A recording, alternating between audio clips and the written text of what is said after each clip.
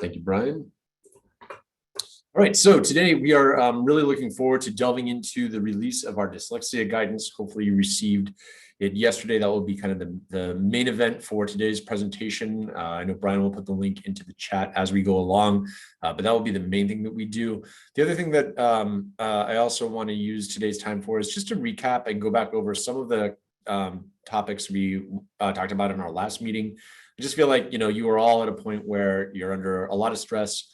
And I hope that maybe hearing about some key issues from me, maybe even twice, I promise not to go on at length, with maybe adding some new color, some new depth, will just help you, as you continue to do your work to close out this school year and look ahead to next year, because I know that's so much of what the spring is about. And as always, we're going to be strong together, we're going to be knowledgeable together, we're going to be confident together, and above all else, we're going to be smart together and caring together. So just my mantra rings true as much today as it did a year ago. Let's stay at this, keep the questions coming. Love seeing the chat light up as always, and we will do our best to answer your questions. We do have a special guest leading our Q&A today. It will be Lauren Viviani, stepping in for Nina Marquise. Thank you, Lauren, in advance for looking to see what people need to know from us in order to be confident, in order to feel stronger and more caring as a result of the information that we can provide. So you'll hear from Lauren at the end of today's presentation. So let's jump right in as we begin to look at the dyslexia guidance. So I'm just going to share a few slides with you and then stop sharing this presentation and go over to the actual guidance itself and walk you through it a little bit, just narrate it so you can hear from my perspective on some key things to be thinking about. As you know, we presented some drafts to you, draft chapters to you in the winter. And I'm really pleased that we now have the final guidance. That feedback that you provided us after we went out for stakeholder engagement between January and now was really instrumental and really helped us hear about how we can improve our use of not only the guidance itself, but the rollout of it. Where will we go with this guidance? And yes, I'm coming to you today as special education leaders, and I want to acknowledge that, you've said to us repeatedly, this is not solely a special education issue. And Desi, you need to make sure that you are getting this information into the hands of others, including particularly elementary principals. Stood out a lot as a key constituent group to get to. We did go to them to hear from them as part of the stakeholder feedback. Hopefully, the more that we engage people through stakeholder engagement, the stronger the buy-in is once we release the guidance. So we're very pleased with what we heard from them, as well as others, including literacy experts from districts were also invited to provide feedback. And so while I'm bringing this to you today, and I do think that there is a key role for special ed leaders to play in the rollout of this guidance, we're not stopping here by any stretch of the imagination. We are sharing this out, the link out, obviously next week in the Commissioner's Weekly Update. At that point, we'll also be sharing this information with our literacy networks across the state as well from our Center for Instructional Supports, not just my center, so that we really stay on message about the unified work it will take at the district and school level in order to implement this guidance well. And from there, we will also continue to offer professional development through the department. And you can see the groups that we have listed there, both district and school administrators and general education and special education educators. And we've already done a fair amount of this. Our dyslexia course that we offer is one of the most popular PD offerings that we offer through my center. And keep in mind that we used to allow teachers to come kind of individually from schools. Teachers could just sign up individually from a school. We were concerned that while good, it wasn't necessarily helping to kind of get the message out across an entire school building if just one teacher had the knowledge and not their peers as well. So at this point, we actually require for this year, we are requiring teams to sign up together from schools. And that's just been a really, from my vantage point, a really positive experience. They are predominantly general education teachers who are signing up. There are some special education teachers, but it's mainly general education teachers coming to find out more about this important topic. It's a very action-oriented class, and so they take on a project associated with the learning that occurs during the course. We offered several sections of it throughout this year, and we will in the future as well. But what will be different is, so that's done through a partner. Currently, it's Crafting Minds, and we really appreciate the work that they've done, and also to support the development of this guidance.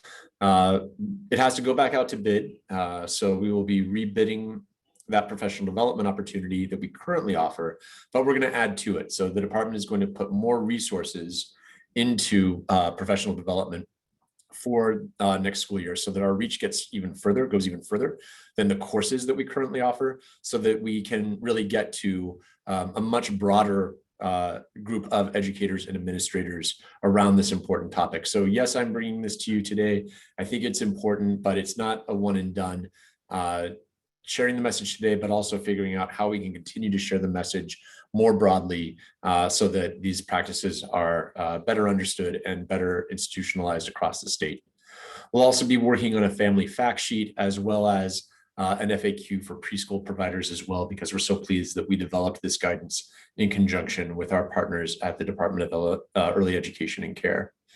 So more to come on this, and I appreciate your time and attention on it today. And I just want to reassure you that this is not the end of the discussion about dyslexia. This is the beginning as we come to you today, our first group that we can get to with the release of this new guidance document.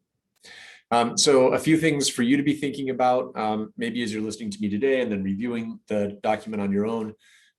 Really thinking about the way in which your own curricula are evidence-based at this time, what kind of professional development opportunities you can provide, and then how this can be part of your overall planning and improvement process for your district.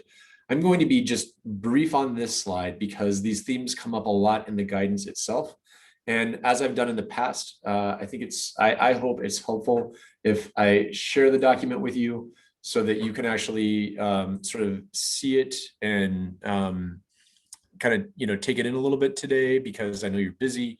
And so maybe kind of my narration of this just quickly, I hope will help you sort of digest the document. It is 80 pages, and hopefully share some of the key features of it from a special education perspective with your general education colleagues. As I've mentioned to you in the past, one of the things that I loved about being a special education director is that you so often have to be in conversations about curriculum and about business and finance. And there aren't too many other people in the district who really have to be in both types of conversations. And I think that what we're going to talk about today really has ramifications for both.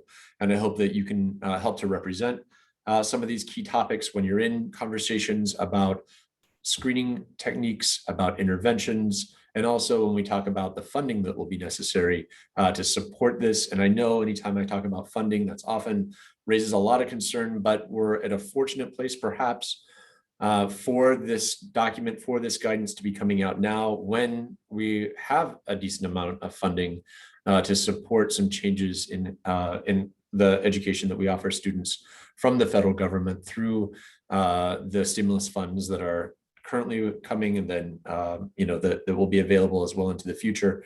So I hope that we can be looking at this with the mindset of how can we maybe make some systemic changes now that will last long after this recovery period to support students as we go forward.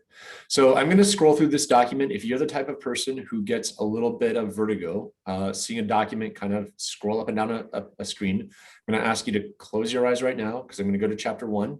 So if your eyes are closed, I'll tell you when to open them, because I just highlighted here in chapter 1 in the introduction, you can open them.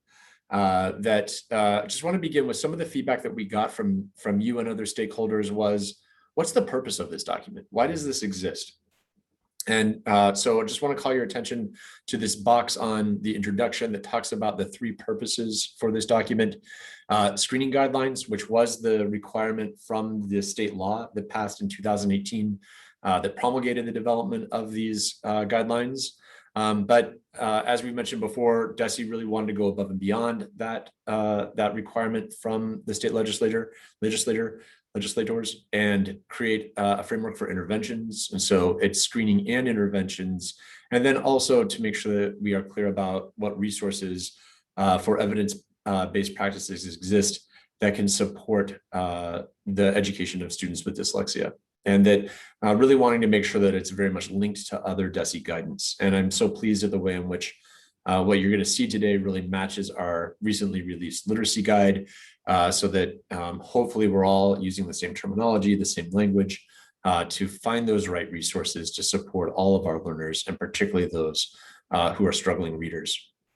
So close your eyes. We're going to scroll down a little bit here, past the introduction, getting to chapter 2. Actually, if you want to open your eyes for a second, just wanted to show you one of the text features of the document. Chapters are short, as they were when you saw them the last time. We worked with a kind of an electronic publishing group to create this in a hopefully a kind of visually pleasing way. But each section ends with information about where to go to learn more. So I just call your attention to this, as well as our endnotes. Because this is a very, very evidence-based document. We don't go out on a limb telling you things about dyslexia that are not very much backed by science.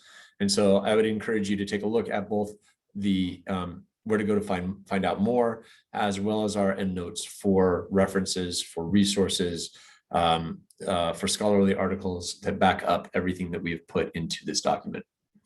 All right, closing your eyes. I'll just narrate. We're in chapter 2 now, if your eyes are closed, where we talk about the definition of dyslexia.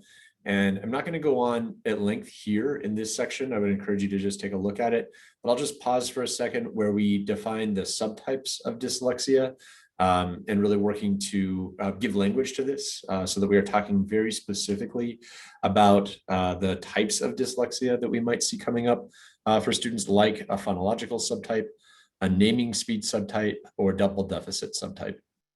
I think the more that we can speak with accuracy in our language and our descriptions of the challenges that our students are facing, the more that we can make sure that we're getting them the right services. Because obviously the type of challenges students are experiencing leads to the type of intervention that we provide. And I know you know this, but I just want to quickly reference that as well. Really important here on chapter 2, page 13, up here at the top. From this moment on, and we've said this before, but let's really double down on this at this moment, that we can use the word dyslexia everywhere. We can use it in general education. We can use it in special education. We can use it on IEPs. And so I've hoped for a long time, and we put this information out now for many years, but this guidance just helps to remind us that we can use and should use the word dyslexia to describe this particular type of disability. And so we would encourage you to do so. And I sincerely hope that I hear less and less concern from parents about districts not being willing to use this word, because it is important, and the federal government has backed this up for many, many years now. So let's use this moment to just move ahead, talking very freely and openly about dyslexia, particularly as it relates to special education. This idea is repeated in a future chapter that we'll get to in a minute about special education. I won't say it again there, but just know that it's in both this section and in the section specifically about special education and dyslexia. I'm not going to wax on about these common misconceptions about dyslexia, but if you're needing to do a primer, or your staff are needing to do a primer on what dyslexia is and what it isn't, I would suggest that maybe you take a look at some of these basic facts and misconceptions about dyslexia. I think they're really helpful.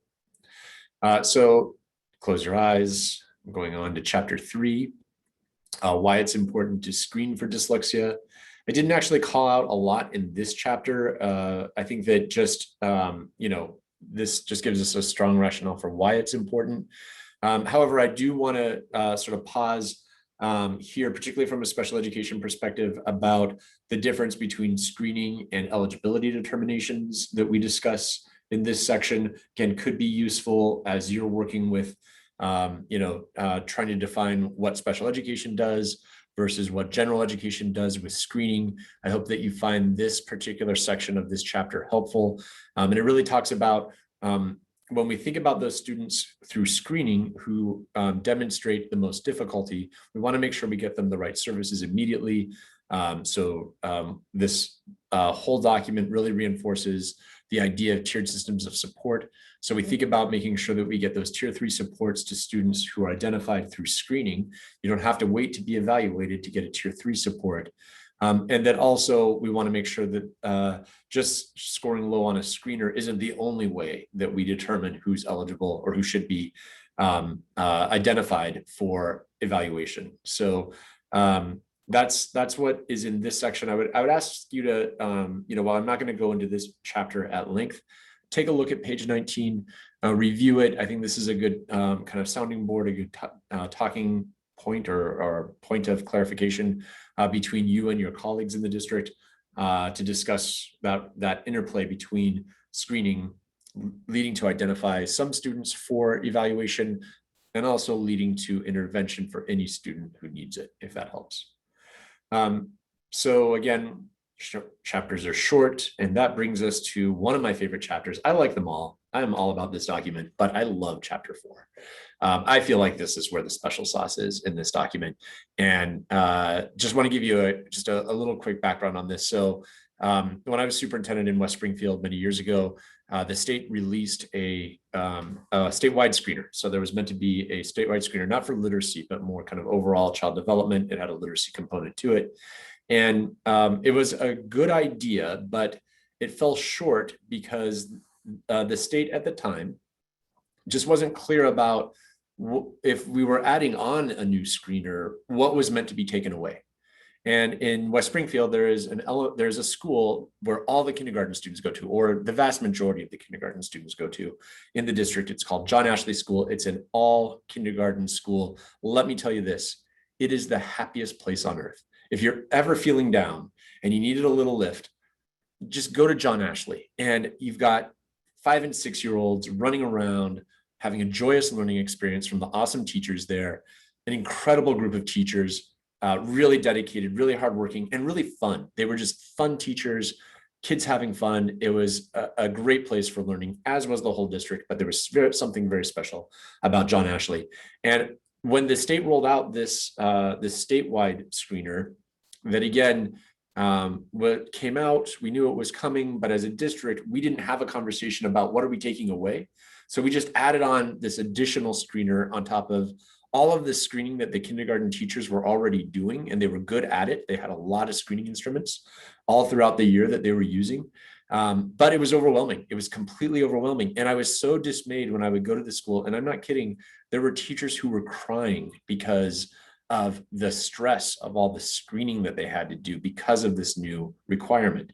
And so what I think is, I hope, special about what we've done, how about I not overuse that word, how about what I think is useful and practical and hopefully smart about what we are all going to do together here, is that we talk in this chapter about what types of screeners should be used, not by the name of the screener tool itself, but what should we be screening for, at what intervals.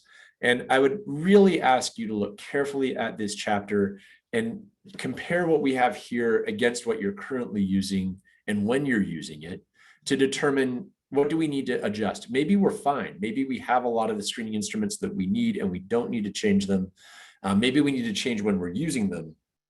But by and large, we are able to confirm if what we're using is adequate, or have a conversation about what we're going to get rid of in order to make room for something that we actually need, and not just layer on more and more and more for our teachers. So let's go into this chapter. This is really where I wanted to spend the bulk of my time with you. There's just important information at the beginning about a screening timeframe for preschool versus kindergarten through 2nd grade. But where I really begin to get excited is just as we get into the screening criteria, just a reminder that we don't sort of in this document recommend exact screening tools to use. Instead, we tell you that you could go to the National Center for Improving Literacy to find out more about that. I don't want this document to be out of date the minute we publish it if we included specific screeners. And it's rapidly changing, which screeners to use, which ones are high quality for the type of information that we need to get. So just letting you know from the beginning that we're not recommending specific screeners, but we are advising on what we should be screening for and when we should be doing the screening. Notice the idea of a screening team that begins with general educators and administrators, and then other specialists, including school psychologists and English language development teachers, or ESL teachers are also included here. And so that idea of a screening team, I think, is important. But again, here's I think what it's all about, is thinking about grade by grade, what do we need to use to test and when. So in kindergarten, the recommendation here is a screening at least twice a year, fall and spring. 3 important things to be testing for: phonemic awareness, alphabetic knowledge, rapid automatized naming. Let's call it RAN going forward, so I don't trip over that word again. What I, again, really love about this document, and again, this is based on evidence, this is not Desi making this up, is to think about those 3 skill areas, and then when should we be assessing for them. So, we see phoneme segmentation beginning and end of the year, but we see this shift in RAN from object and letter naming subtest to a letter naming subtest. And, I looking back on my experience leading a district and working on this topic closely with our teachers, I don't know that we had this exactly there, right? This was many years ago, and, time has changed, and maybe you're all, running ahead of me right now. But I don't know that we had this conversation about exactly what are we testing when, and are we definitely testing for all of these things in kindergarten. I might also put out there that I think kindergarten screening is pretty common. I would also push on, what this document helps to push on, is just further screening in 1st and 2nd grade as well. So 3 points during the year, fall, winter, and spring is the recommendation for 1st grade. You can see a longer list now of skills to screen for, including now the word reading and passage reading fluency. And again, the time frame of, and you see RAN kind of falling off here in 1st grade, and these other important concepts, these important skills being assessed for during these intervals. So again, this is why it's important that we're talking about this hopefully in the spring, as you're kind of planning for next year and thinking about what kind of adjustments you might be making to your screening systems for next year. Again, 2nd grade, 3 times during the year. Here are the skill areas. Again, we see, some overlap, but also some differences between 1st grade. And I just think that, again, short, brief, to the point, and charts that I think are pretty easy to follow and pretty easy to use to compare, hopefully, your practices in the district against kind of the standard that we find from the evidence base. So again, we end with where to go to learn more and the endnotes. And we move from there into the document then goes into interventions and using an MTSS framework to support students with dyslexia. On page 33, we talk about, kind of how do we use those screening data, those data from screening as part of a framework of both data team meetings and progress monitoring. So what you see here on this continuum are steps. So step 1, beginning with the beginning of year assessment. Remember, I told you the joke about how my son told me he took his boy assessment this year in 9th grade. So I love that that's out there, that we are being very fluent with using beginning of year screeners to get the year started. Step 2, data meeting, and then step 3, progress monitoring, that leads into more data team, more progress monitoring before getting to that middle of the year benchmark. Again, a lot of these systems are well set up in districts, so I'm not going to go on and on here. But the idea of when we begin to see this cadence is, 5 data team meetings during the year is our recommendation, and the outcomes that we want to see from data meetings to make sure that we are getting those supports to students in a timely way. Here's the part, though, that I really want to hone in on, particularly as we think about this from a special ed perspective. I might be beginning to lose you now. You're like, Russell, this is not special education when you start talking about these interventions. And one of the questions that we've gotten a lot of is like, well, Russell, now that we are issuing this guidance, are we going to see more referrals for special education? And what I think would help the most with reducing the referrals to special education is to make sure that there is a very strong evidence-based level of tier 1 instruction, both the content or the curriculum and the practices that our educators are using. I would ask you to turn to the Mass Literacy Guide. for that. To take a look at the Mass Literacy Guide for ideas on really making sure we have an evidence-based Tier 1 instructional system, both the curriculum and the practices, because I believe until that comes, right, we can screen and intervene. If we go back up to this data cycle, if what we're intervening with, what we're using in these tiers isn't evidence-based, they're not going to work. We're going to see students who we identify as struggling, make sure they get really solid Tier 1, and then Tiers 2 and 3 as necessary. Students should, if they're at risk, they should be getting, all students should be getting strong universal with those additional tiers as necessary. But if the universal intervention plus the targeted and intensive aren't evidence-based, we're not going to see the change that we need to see in students, the improvement that we need them to be able to achieve. And therefore, I think there will be referrals for special education. So I would ask that, find a seat at the table around talking about the quality of the Tier 1 instruction that you have in your district, so that, we can hopefully see inappropriate referrals reduced and really honing in on getting services to students at the youngest age possible, and not having students have to wait to fail to get the interventions that they need. So just want to be on my soapbox for a minute about that. It's a short piece right there, again, on page 35, but I would ask all of us to even more deeply familiarize ourselves with the Mass Literacy Guide in order to make sure that we are implementing those really strong intervention systems. So, which actually kind of relates to just making sure that we evaluate our existing curricula as well, and going on from there. So some information about progress monitoring that I thought would be important on page 39. And I think that's a really important thing there. I'm going to go on. I just want to point out here at the end that we include information about English learners and special education. I just want to mention those two things really quickly. So you can close your eyes for a second if I'm making you feel a little nauseous. Hopefully just the scrolling, not what I'm telling you. You can open them now. We're at chapter 8, which is about dyslexia and special education. Just highlighting, again, kind of the overall role of special education to remove barriers to access to the general education program, as well as helping students develop the skills that they need through both their goals and the service delivery. Again, that's like Special Ed 101. What does that mean for dyslexia? A few important things to point out here. I particularly like this section on page 61 about when we're evaluating students, when there is, the concern that we're evaluating for, the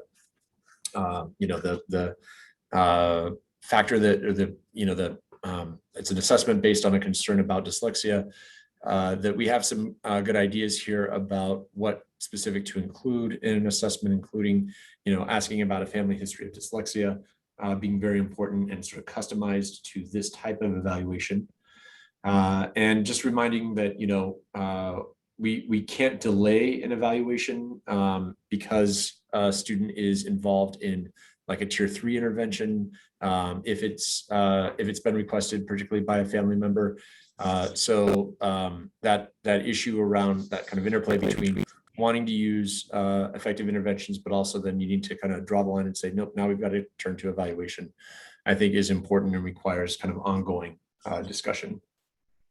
So under this section on assessments, as again, for you as special education directors, thinking about which assessments you're using to identify reading difficulties, including dyslexia, I would turn your attention to page 62, where we look at the skill area and for kind of breaking out by accuracy and automaticity, kind of using this as a self-assessment around the types of assessments that you're using to evaluate students, to make sure that the right types of measures are there for the skills that we need to assess. And so I won't go on and on about this, but I think that it's hopefully helpful as we look at, again, matching the assessments that you're using, maybe adjusting them if necessary in order to cover all of the important measures that we need to be looking at for the prevalence of dyslexia. And then finally, what are some ways that once students are identified, how do we think about accommodations for students with dyslexia? I think is important to peer into, as well as the modifications, including thinking about how goals can be written based on any of the 5 areas of reading development. And so just making sure our advice is making sure that goals are customized to the reading area that might be a particular struggle for the student is important as well. So I hope you find that helpful on special education. I'm winding down here, I promise you, as we look at considerations for English learners at risk for dyslexia. Very important chapter that I'd ask you to take a look at. Ask you to take a look at our blueprint for English learner success as well. Again, sort of making sure that everything we say here matches what Desi has said elsewhere about supporting English learners. Thinking about some specific ideas about screening tools for English learners. It's just some really important points there that I would call your attention to, particularly about, the reliability and validity to monitor for students for whom English is not their first language.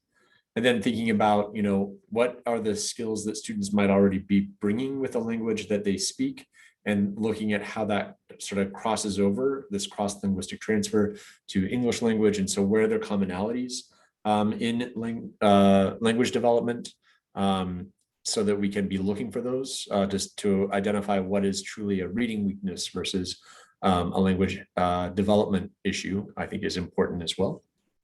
And then, finally, just, some good places to go to learn more, and some endnotes too. Ends with a glossary, some important appendices that have data and other resources, including assistive technology. But I can tell that I have used up my talking time on this important. And so I will stop the share of this, saving plenty of time for questions, and go to my final parts of this presentation, which are just briefly reviewing some of the content that we talked about the last time that we were together. Let me just make sure I think this is it. Yep, great. All right. So let's shift gears away from dyslexia and just go over a few things that I talked about the last time that we were together, just to make sure that we are, using every day, every moment as efficiently as we can. I don't want you spinning your wheels any more than any of us have to, by hopefully having the right information. So some of this I talked about the last time, but I promise to go quickly and add color and depth where necessary. So just a quick reminder, I am hearing from some families that they have not had their compensatory services meetings looking at CCS from last spring and summer yet. And so I would just ask you, please make sure that they are scheduled, make sure that it's clear to parents when they're happening, so that that those meetings are held, so that we kind of wrap up last year and continue to look ahead. And then just a reminder that if we do need to talk about compensatory for this year, put that on the table as well. Let's make sure that we think about some of those students who have been in remote a lot this year, who've been absent, who've had access issues this year, who might need more consideration for compensatory from this school year as well. Sorry to interrupt you, Russell. You are sharing in notes mode. Just want to let you know. Brian, thank you. I appreciate that. Let's stop the share and go to the right version. How's that? Perfect. All right. Thanks, Brian. Okay, quick reminder on summer.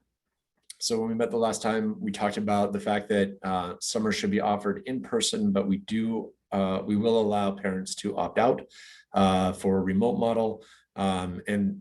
So just, making sure that you're figuring out how you're going to message that to your families to be ready for the summer as well. I want to say a little bit more about, as we look ahead to next year, just that reminder that we're discouraging retention, particularly for kindergarten students who didn't enroll this year. So just that reminder, we continue to get some questions about this. So I just wanted to say it one more time. I just want to spend a few minutes talking about the modified competency determination. What's new about this slide compared to the last time you saw it is that our FAQ, our special education FAQ, has the additional information that I went over with you the last time. That same information will also be updated on the data collection FAQ, so that it's the same information in both places. But just remember that to apply for the modified CD, we want to see what, and I'm not going to go through this point by point, but there are some important things to remember because we're getting the applications, and I just want to clarify a few things. That we need to see that the parent and the student are very adequately informed and knowledgeable that the student is meant to graduate this spring or this summer. And so that's what we're looking for on the paperwork that you send to us. If they are meant to graduate like next fall or beyond, however that might work, then you need to reconvene the team so that that's very clear to us that there was a recent discussion about moving that up, about having the student get the modified CD now and be perhaps on a track towards graduation that might be different than what's already written in their IEP. So anything that's different than a spring graduation. I'm meeting John Pop here. Can I come in? Brian, can you help me there? So if anything that looks different than a spring of 2021 or summer of 2021 graduation, know that you're going to need to reconvene the team and talk about that and make sure that it's really clear to us that that is the track that the student is on. A few things have come in. For example, we've had districts submit to us information that shows a much earlier graduation date. Let's just say it said 2019. So again, it doesn't say 2021. We're kicking it back to you and saying, no, we're not going to give you the modified CD until you go back and show us that, that everyone agrees that the date is now 2021 and not 2019, because that just raises a lot of questions about why are you applying now when, a graduation date much earlier was identified. We've also had people submit to us paperwork that says this student is not on a diploma track. So we're not going to be able to issue the modified CD when there's a statement like that coming to us, because that doesn't seem to be in the spirit of what we are trying to do here with the modified CD, because again, these are students who couldn't take MCAS and they were planning to take MCAS in order to get the CD and they couldn't. And so therefore, that's why the modified CD exists. So if you have a student who wasn't planning to get a diploma, then we're not saying you can't ever apply for the modified CD. What we're saying is go back, hold a team meeting, and see if there's agreement that because of the existence of the modified CD, you should be thinking about graduation differently. Have that conversation. That's fine, but we're not going to accept something that shows that that conversation hasn't happened. So just keep those things in mind, because that's some of what we're beginning to see. And I think that's the most important things about that. Although I will say, just make sure that as you apply for the modified CD, that you are notifying families that you've applied for the modified CD. Make sure that information is written really plainly and translated as necessary, and then include that offer to meet with the family to talk about it further, just so that everyone's really clear and really aware of what might be coming for this student as they need to make sure that they're ready for adult services, ready for the career or college experience that they're lining up for themselves. So that meeting is, that offer for the meeting, we think is really important. I'll be glad to take any questions about any of what I just mentioned. A couple of quick reminders. As we are putting out our guidance, our FAQs, everything that I've talked about with you today, I would just ask that you sort of consider for yourself about how is that flow through occurring? How are you getting information out to your teachers to make sure that they are getting those key takeaways from our guidance, that it's shared not only at the district level, but also at the school and even the classroom level. So thinking about, how we can use DESE guidance to kind of promote collaboration and problem solving, because we're trying to address some of the real issues that you're telling us about, make sure that that information is, channeling out to the educators who need the information. And then, just that continual need to connect with families as we go through the rest of this school year, and overcoming those barriers that might exist for families. We just so appreciate everything that you've done, and ask that you just keep pushing through the end of this school year and keep communicating and keep collaborating. All right, I'm almost done, I promise. Some upcoming meetings I just want to make sure you're aware of. Like I did the last time, I just want to put in a quick plug for our pooled testing webinar that's happening next Tuesday. I realize this is not special education, but like I said the last time, I know some of you oversee health services for your district. And so just want to make sure that you know that this is coming. We did announce it to all superintendents and executive directors of charter schools, collaboratives, and approved special education schools earlier this week. You can email this web address to get the link if you need it. K-12 COVID-19 testing at mass.gov. And what's important about what we're doing next week is, as you know, the state is paying for pooled testing. We had originally said through April 18th or a revised date of April 18th. We're now paying for it for the remainder of this school year, but we need districts to attend the webinar next Tuesday to learn about the very simple steps they need to take to keep the services going as we shift from beyond April 18th, because the contract that we had with the vendors was up through April. And so now to get beyond April, as you come back from April vacation, we need you to either confirm that you want to continue to work with a vendor that you're working with, to select a different vendor, and we'll announce which those vendors are, who those vendors are next Tuesday. Or if you want to purchase the services without state support, you can do that as well. We'll show you how. And the final thing that I'll say is this option remains available. We'd love to have you participate. You can still sign up. So if you're a district that hasn't signed up yet and you want to, come to the meeting next Tuesday, hear more, and we'll be excited to have you come on along. You gave us great questions at our last meeting. Our team debriefs after every single one of these, and we look carefully at what we see in the chat. And the chat from the last time made us think we really need to have an additional meeting, make it special ed leaders only, and collect your questions ahead of time. Obviously, we're taking many from the chat that you gave us, but we want to be kind of current and up to date with you about what's on your minds. What do you need to know? So there's a survey.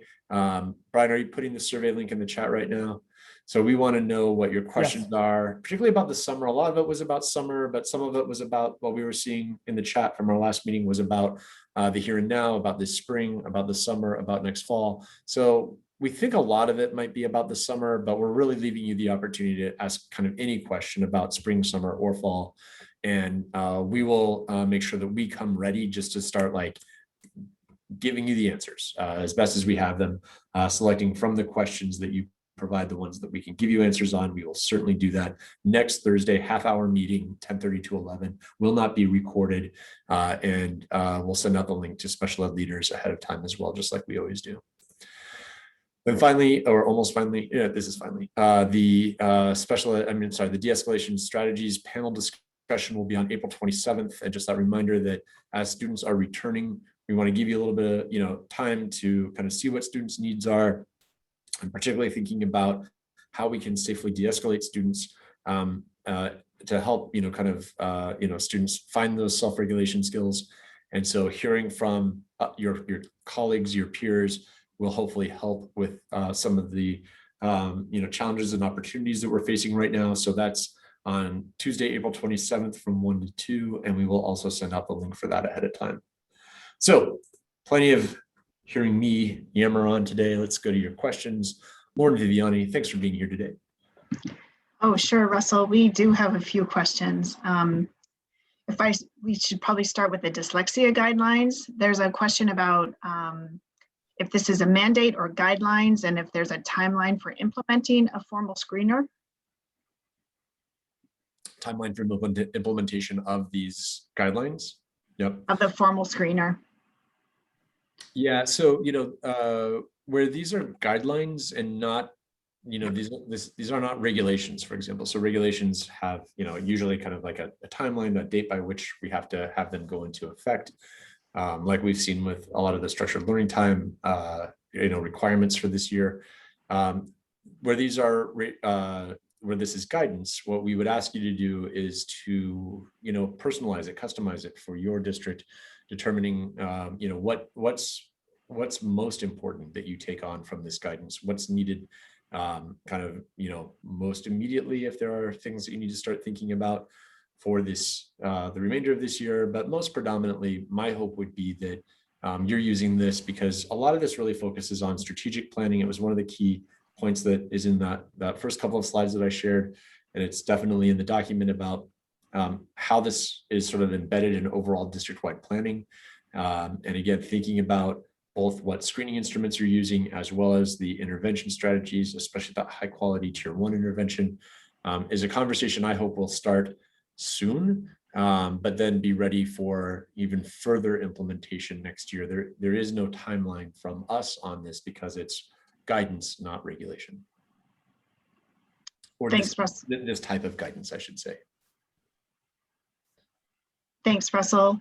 And just if you could reiterate our plans for offering professional development to superintendents, curriculum leaders, and principals and other general ed staff around the implementation. There were several comments and questions about that.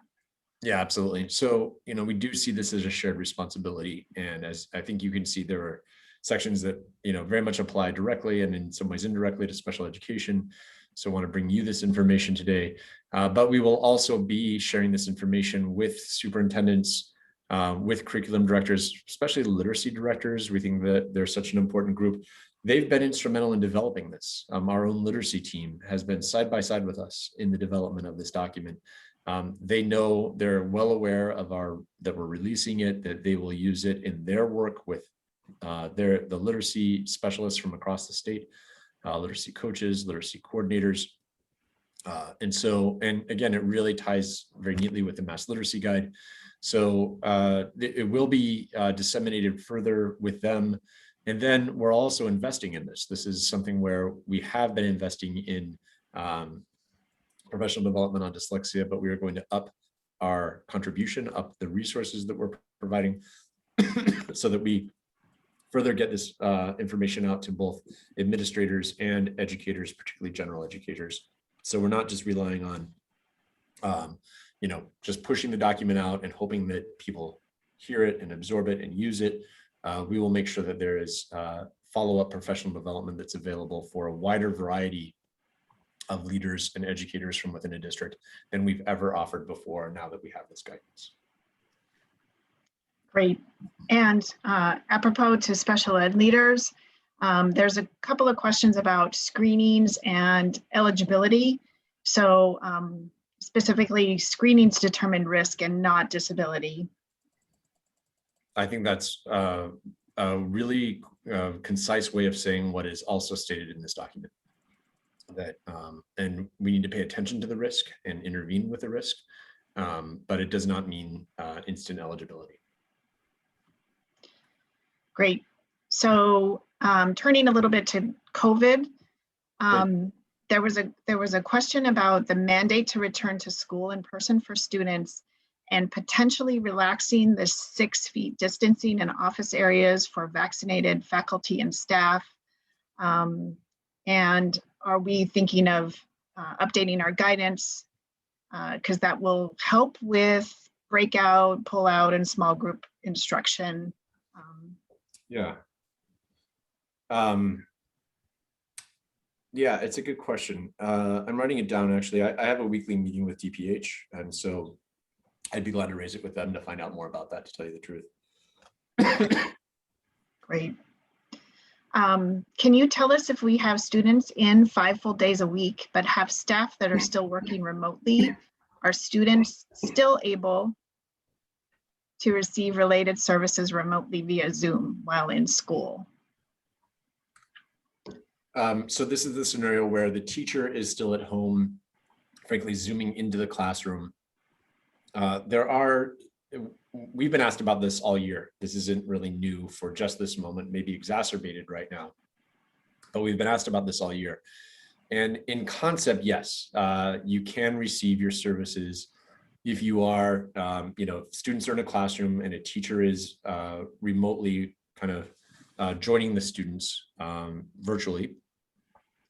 We think that there are some considerations that need to be kind of built around that, like another adult in the room to make sure that they're kind of, facilitating and supporting students in ways that the remote teacher can't, is a good idea. And so maybe in some cases it's fine without, so we don't want to say you have to, but we're kind of imagining that you need to have someone to facilitate and support. Now, maybe, for a small group, maybe a group of 2 or 3, you don't need that, but a whole class we're imagining. And it's what we're hearing as a practice quite commonly, is when it's a whole class of students, that there is another live adult in the room supporting the needs of students and just being able to see things differently than the remote teacher is able to. We have had, there have been some really fact-specific questions that have come to us. And so I want to be careful about, make sure that it really passes the sniff test, right? That this definitely still is high quality services by qualified personnel, but it can be done. And, I think that, what good special education looks like, and having qualified personnel doing it. So we'd ask you to just keep applying that same lens in this situation as well. Okay, then there's excuse me, a couple of questions related to compensatory.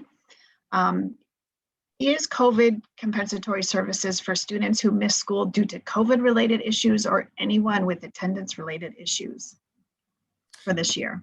Yeah, I think what's important is that our mantra is that FAPE follows the student. And so if a student has regressed, if a student has not received services, it's really about the student experience and where the student is at. So I can't say, I'm kind of struggling a little bit with COVID-related issues because, students are out for typically shorter periods of time. So I don't want to say hard and fast, yes, if you're out for a week, you deserve compensatory. That really is a kind of obviously kind of a student level discussion and decision. Is there sort of a combination of factors? Was the district delayed in providing some services and the student was out for a week? And gosh, these combination of issues that came up this year result in the student having, regress significantly or just missed a lot of services through for a combination of reasons. It seems like, yeah, you have to ask yourself, did the student receive FAPE? And that could result in the answer being yes, and needing to provide compensatory because of those combination of factors. Great. A couple of questions came in about next year. They're planning for next year and they're curious about remote academies and if DESE's recommending online options for next school year for students and families who want them. Yeah. So we just held a webinar on April 5th about this topic, about single district virtual academies. So instead of, like TECA or the, is it still called the Greenfield Virtual Academy, where those statewide virtual academies, districts can run their own virtual academies. That's actually a provision within state statute. So our team actually had a meeting on this on April 5th. And so those resources are posted on our website. And if people have specific questions, I actually just answered this question for a mayor this morning. So that's why it's so top. I'm like, April 5th, we held a webinar. Lauren, doesn't that sound amazing that I know that like so readily? It's because I just answered the question this morning. We can pass on the links and whatnot if people want. I'll make sure the special ed team has this information so that if the special ed office gets these questions, they can help to pass it on. But you can offer your an in-district virtual academy. We think that based on the challenges that students have faced this year, we'd ask you to really be putting your effort on providing really high quality in-person experiences for students, thinking about the acceleration that they need as a result of at times kind of the interrupted learning experience that we think students have encountered just because of the challenges of COVID, not because we haven't all tried, but because there have been challenges. And so our hope is that, really putting that effort into, really high quality in person, but also, recognizing what a mayor brought up to me earlier today is there's just some students who have actually done really well, and like, why go back? Why not allow them to continue to thrive in a virtual environment? And so there is this ability, you actually don't, as I understand it, you don't have to apply. You have to submit for us kind of a description of the program, and the commissioner then can provide the school committee with feedback about the extent to which he and DESE think that you're on the right track or not, to give you kind of formative feedback on your plans. But from my understanding, districts have kind of wide latitude to be able to start an academy like this because that provision is in statute. Great. Okay, and then there's just a couple of kind of more procedural questions. One is, we have been having discussions about compensatory services related to COVID at every IEP and don't need to hold a separate meeting. Is this correct? Right, so let me just make sure I'm understanding. You've just been discussing compensatory during existing IEP meetings. So correct, you do, and that's we've said that all along. That's a good idea. It's efficient. If you can do it, please do so. So you do not have to hold a separate meeting if you are embedding it in other team meetings as well. And then just that reminder that compensatory does not have to be discussed only in a team meeting. You can have, a team member work with a parent to define what if COVID compensatory services are necessary, or any compensatory services can always be done outside of the team meeting process as well, to save on time, to save on the staff requirements to be at a team meeting together. Great. And then one final timeline question. How do we approach evaluation requests that occur moving forward this calendar year if there are less than 45 school days left in the year? Okay, so we're getting close to that date, right, where we start counting the days. Lauren, what was the beginning part of the question again? So what's the requirement? How do we approach evaluation requests if there's not enough time till the end of the school year? Yeah, that's why I wanted the question repeated, because I don't see anything that's different about this year. Our May guidance from last year about timelines is still just as valid today as it was last year at this time when we wrote it. And basically saying the timelines are intact. And so, you should be doing that like you always do every year, count backwards from what the anticipated last day of school is, figuring out where that cutoff is, and just making sure then that you're ready to finish any evaluations, after this school year as well. So, yeah, I'm hard pressed to figure out what's different about this year. I don't see anything that's different than the practice that you are all very, very familiar with from previous years. Terrific. And then a couple of ESY questions just came in. Are we required to advertise a remote ESY option or just offer it up upon request? Yeah, that's a good question. I want to make sure that parents are informed consumers. So I think that I would say that, let's not have families have to ask to get something in special education, because that's so much of what sets up inequalities to begin with, or inequities in special education, that we don't want it to be based on who asks the loudest. And so I would advise that you are just clear with this upfront about it, that our plan is that your child will participate in person, but if you need to notify us if you are not going to, in order to opt out. Lauren, how about one more? One more.